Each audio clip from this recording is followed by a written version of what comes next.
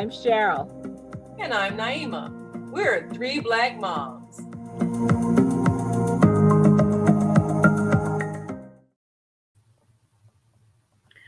When my daughter was a newborn, we brought her home that first day, laid her in the bassinet next to me, and then she started to cry.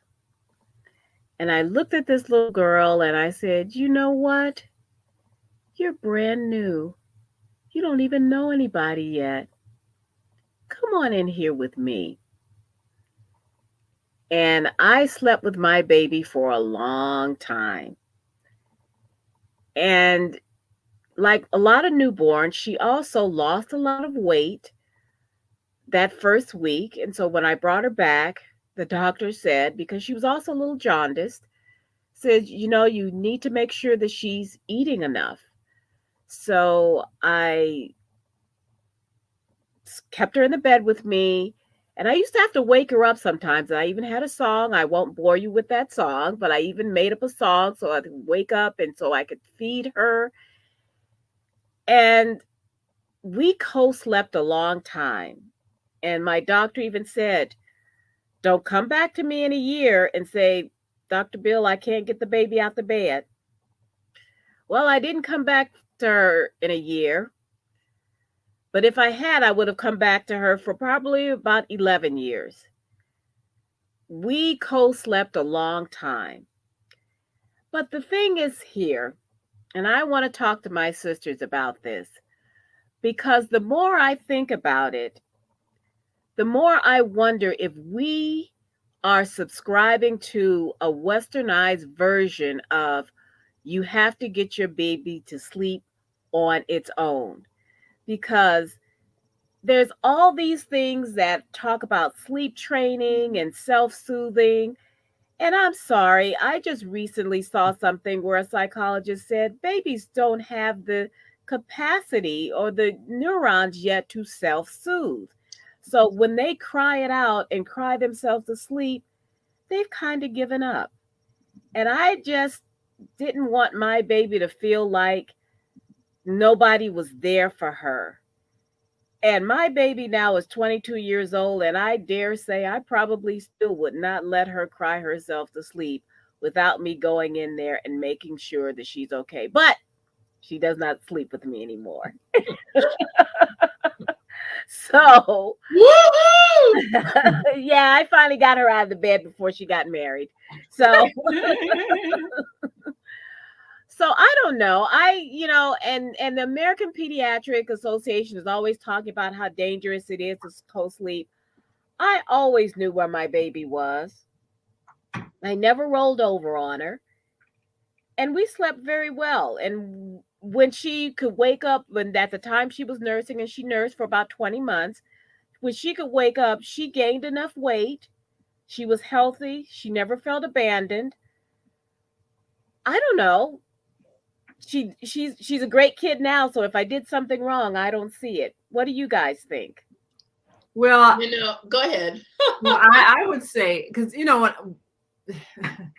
my husband was kind of old school, and he would always tell this story about how he had an aunt that rolled over on one of her babies and almost suffocated them or something, because he was nervous when I would put Zakia in the bed with us. But for me, it just made sense, because number one, I was nursing, and number two, I wasn't getting up in the middle of the night every night, all night. I'm not doing that. Hey, here it is. When you're hungry, hey, go ahead, go for it. I mean, plus I didn't want to have her crying. And then, I kind of felt the way you felt. Here's this little person, and they're all by themselves. They need comfort. So it's a natural instinct to sleep with your baby. And so I think it's kind of a Western concept: snatch the child away from the mother and put them way away someplace. And sometimes people have a whole separate room for a child, which no, I don't see that. But I think we have to question a lot of things that we adopted that people would make fun of other cultures. Even the whole thing with wrapping your baby up around you, because I had one of those snugglies, and I carried the kid with me strapped to my body everywhere. And, people would say little things like, oh, that's so primitive or whatever. But you know what? Hey, she's not crying. She's calm. And if I need to feed her, there she is, so sleeping, I think it makes a lot of sense. And I think she cried less because she wasn't way across the room in a crib. That's my thought. As a new mom, I read, excuse me, I've read a lot. I read a lot of magazines, parenting magazines, baby books. I went to the library, had stacks of a lot of reading material with all kinds of opinions, and then I still formed my own.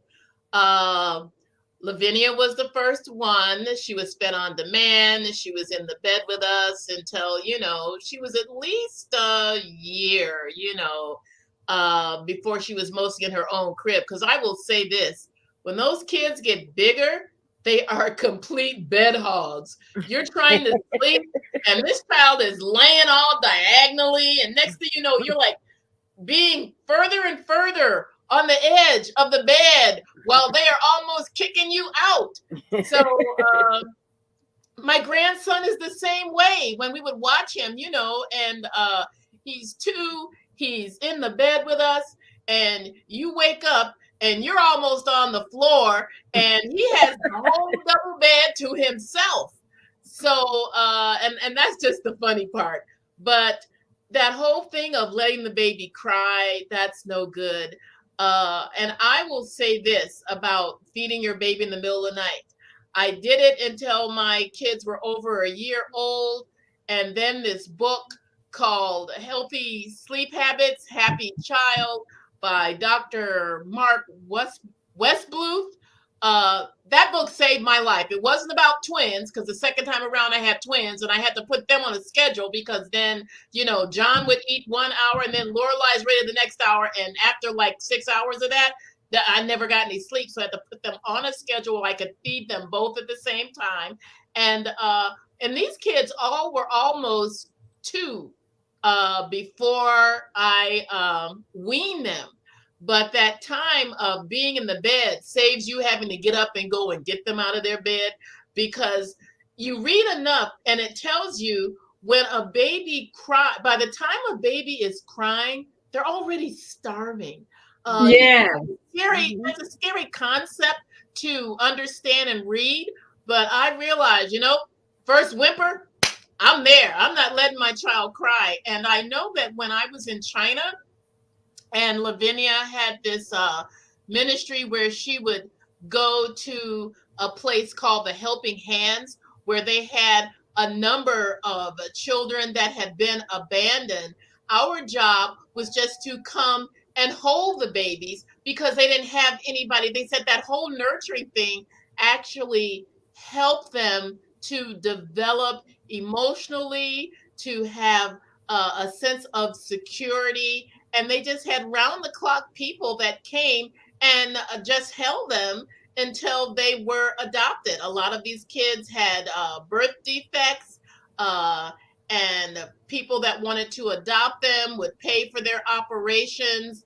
And it was just an opportunity to see how nurturing that is, to have an adult warm body next to you, providing as much security as is possible, because they've left the womb. They have left the most secure place they have ever known.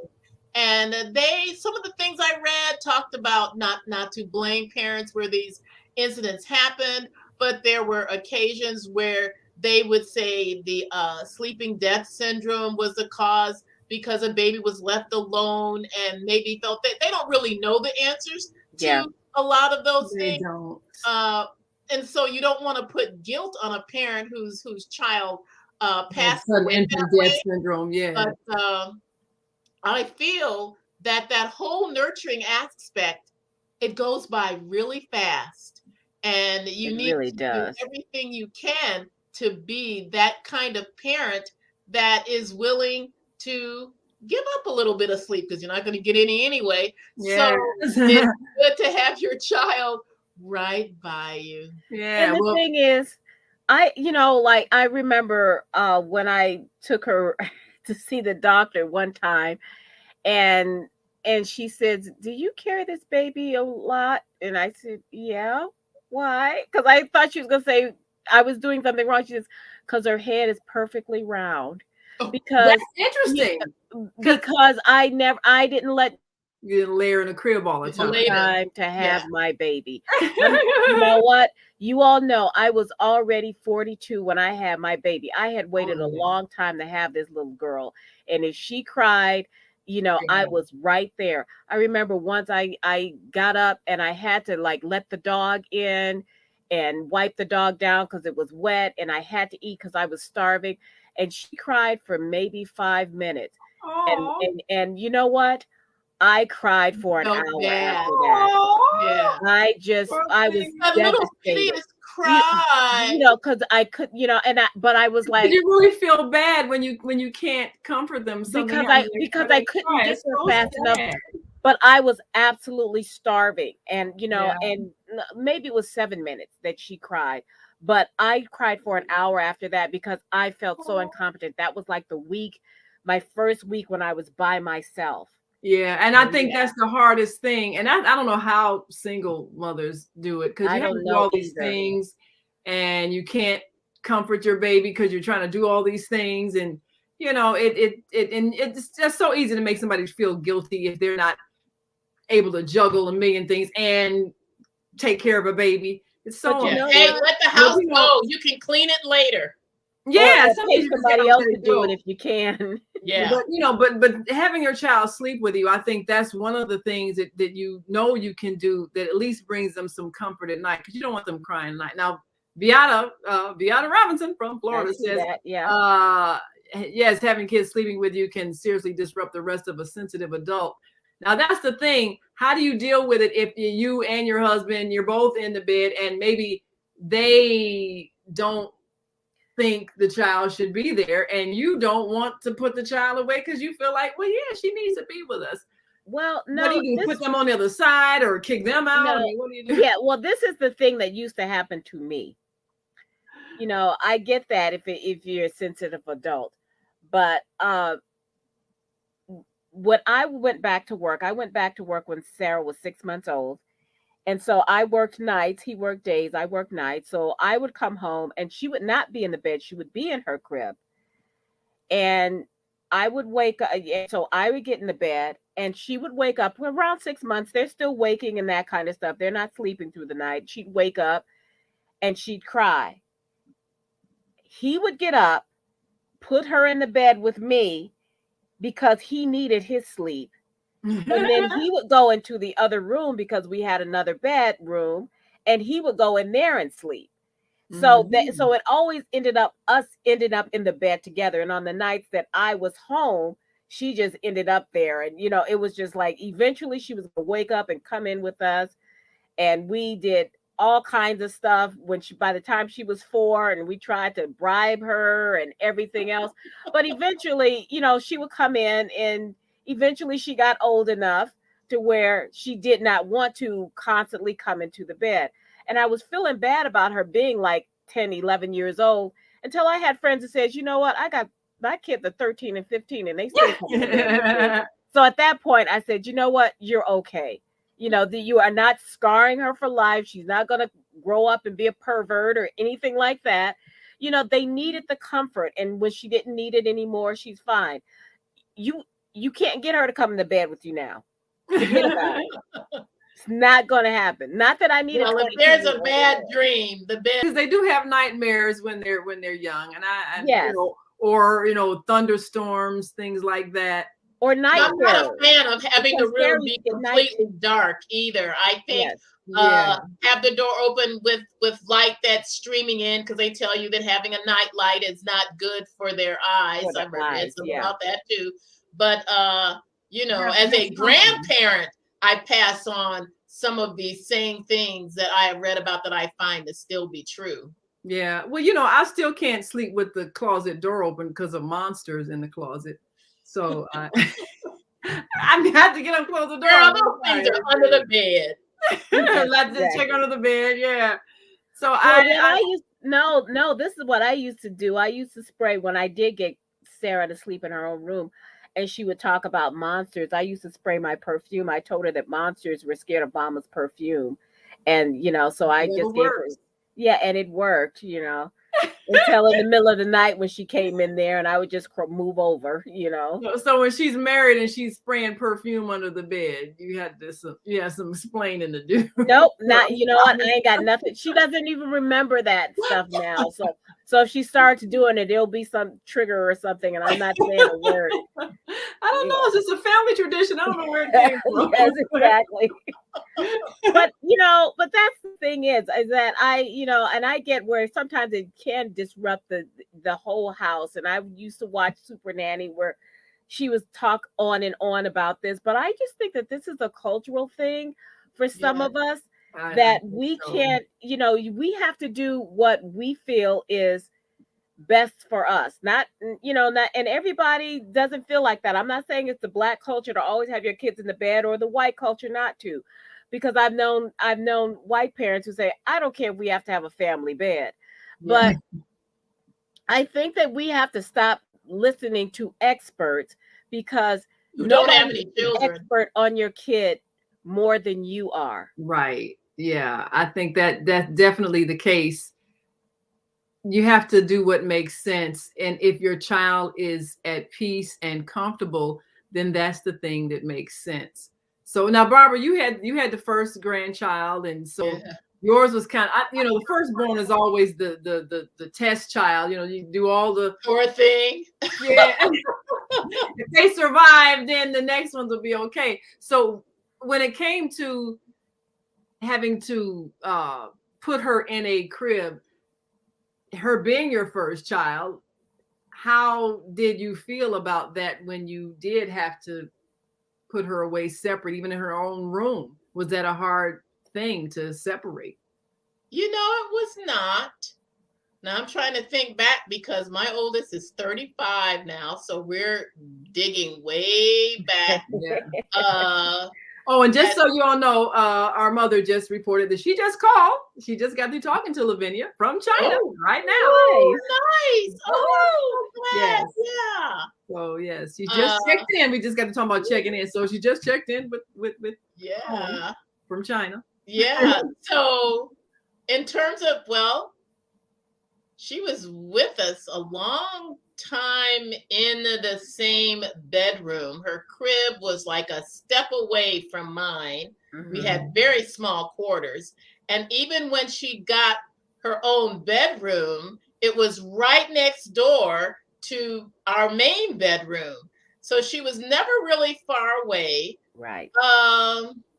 And like I said in a previous episode where we were sharing about breastfeeding, I had complications in my pregnancy and was not able to breastfeed for about 6 weeks. Wow. And I had made a determination that I was going to breastfeed my baby, and I got a pump and was able to pump for those 6 weeks because I was on medication. So she had to be on a bottle. But as soon as that medication was over and I was all healed, I breastfed until she was almost 2 years old.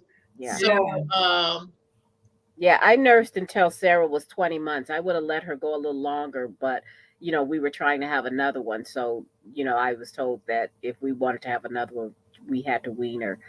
But and it took about it took less than a week, But I still feel guilty about that, but she's fine. but that was the thing, because they wanted that closeness.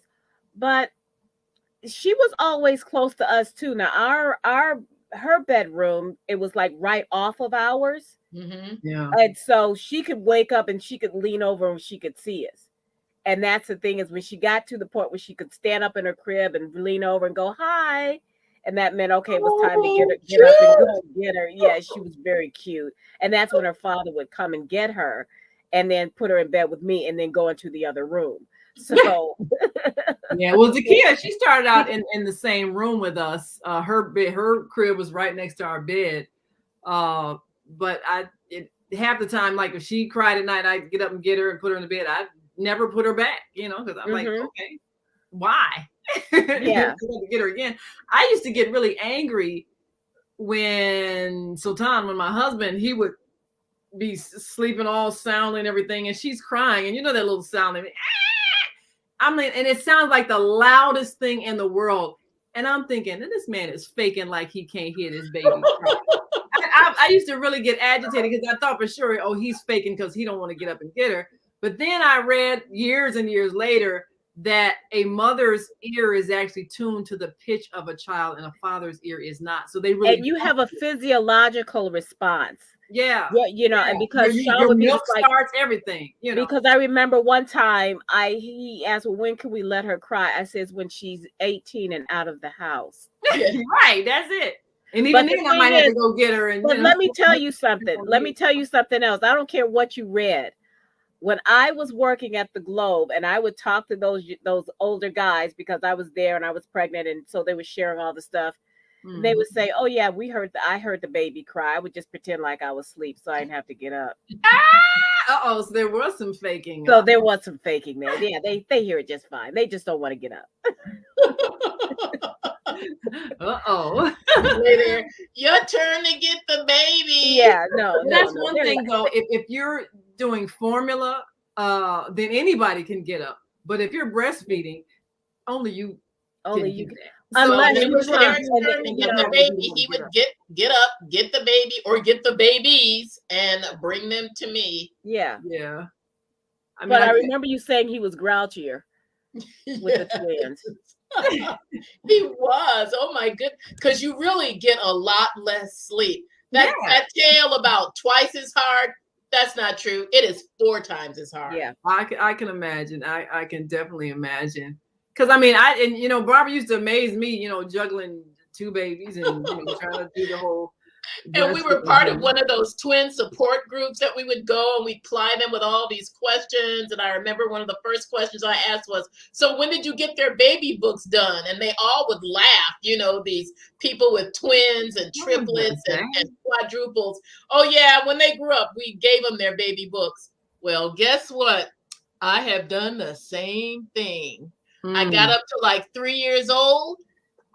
And that was it. Oh. Yeah, don't feel too bad because I only had 1 and I only got up to about, I don't know, maybe 2 or 3. You know what? We didn't have a camera at that time, so I know I have different mementos, but I don't have a whole lot of photos. So Zakia has been asking me, well, where are all my baby photos? How come you aren't taking any pictures? I said, well, ask your Aunt Barbara and your Aunt Cheryl. They took Yeah.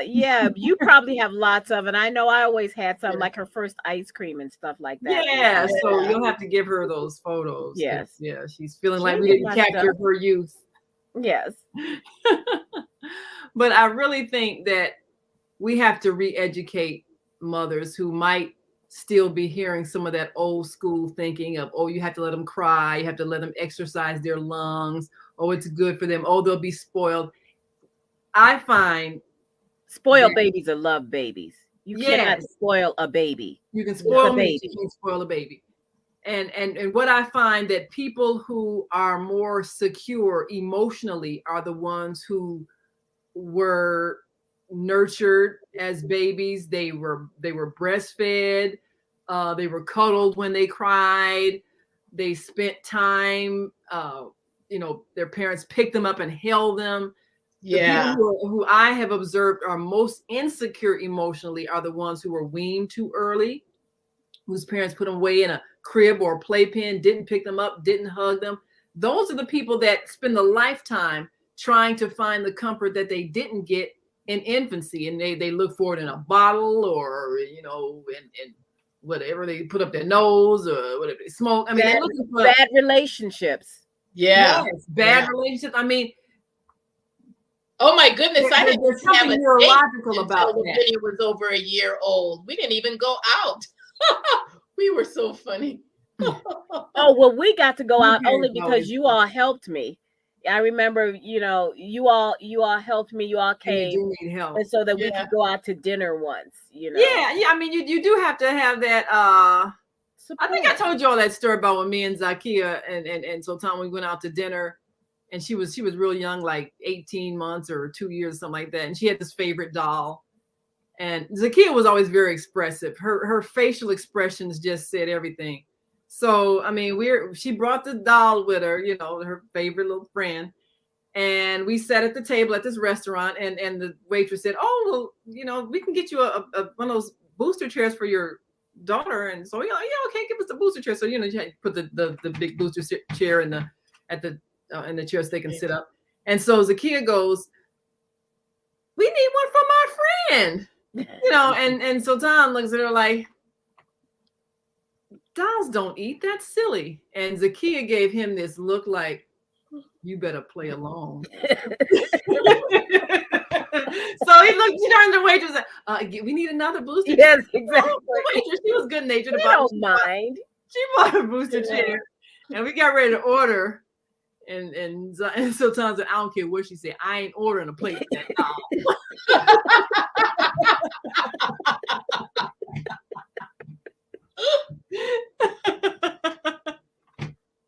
But I mean, at least she sat there at the table with us.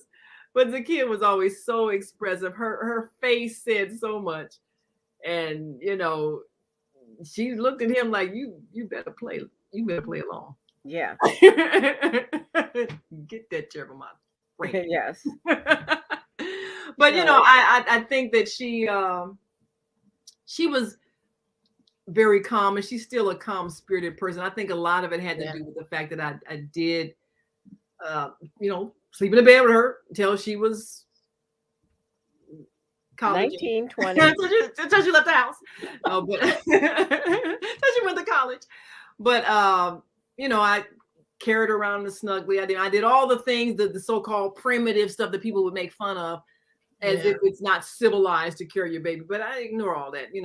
I think it does make a difference in their emotional health. And these things change, because when we were young, people used to say that formula was better than breast milk. And then they started changing a generation. And in our community is not as encouraged as it should be. But you know what? Folks that look like us, they were wet nurses in the back. Yeah, we were feeding other people's babies. So they knew what was best for their children. So and that's the same thing with caring. Now you have all these things with the baby Bjorns and all of these little holders, and how you can carry them in a sling or backpack or whatever.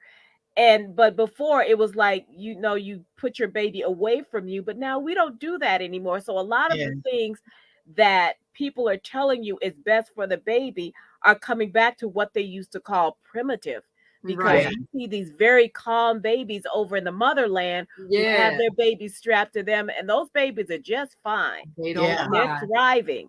And I will say this thing about the baby slings, to do your research on them, because some of them are not safe for certain ages. There's certain ones that baby is not old enough to actually be in different kinds of slings, and they aren't able to breathe. So it's good to know the brand, the type, and the age of the baby to be fitted for a particular type of sling. Especially, if their head needs to be supported, up, because you wear them in the front when they're really small like that, but they have to be facing inward, so that they can, so they can be supportive.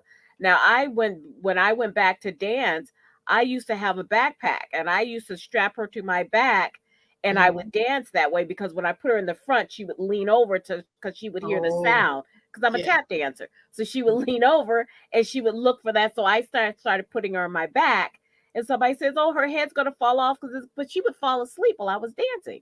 Oh, well, that sounds like fun. So because the rocking motion.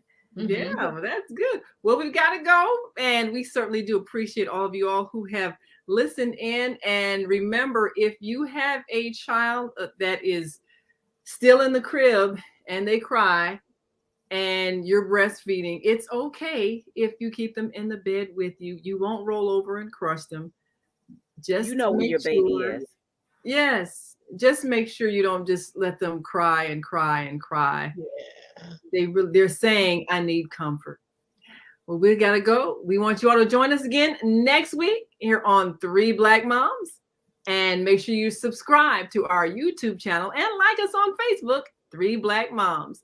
I'm Naima. I'm Cheryl. I'm Barbara.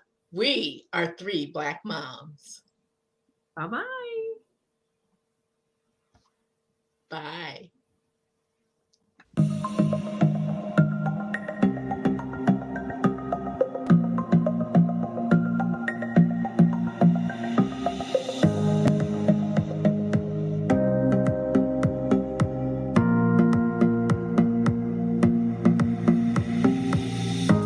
Hi, I'm Barbara.